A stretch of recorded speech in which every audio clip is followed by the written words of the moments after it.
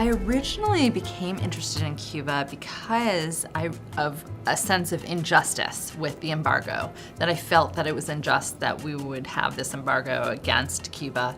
And so I was motivated and inspired sort of by more of a political activist kind of mentality, where I was hoping that maybe if I could go over and show sort of the humanity, the sort of the real soul and essence of this country, that maybe it could help with relations and open relationships in some way. I felt like it was hard to tell the story in a short amount of time, and I felt like the images that we were getting in the United States back in 1999 were sort of very superficial and surface.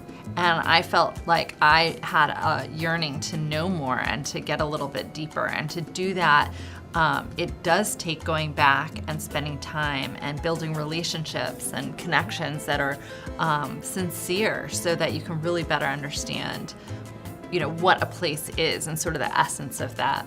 To me, it was amazing to go out to the rural countryside of Cuba, because you really saw this, like, even in their animal husbandry, like their connection with their animals.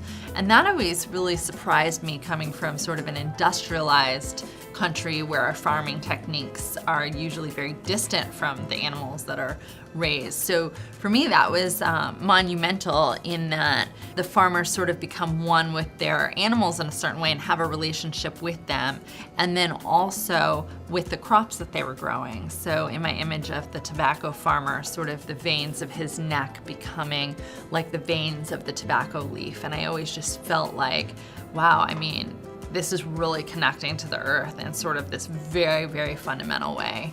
And it felt very peaceful there.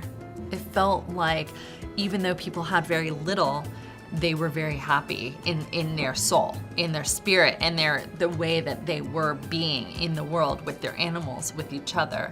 It was very connected, and I felt like that was such a life lesson that we could all use. We could all benefit from really taking a piece of that spirit of community.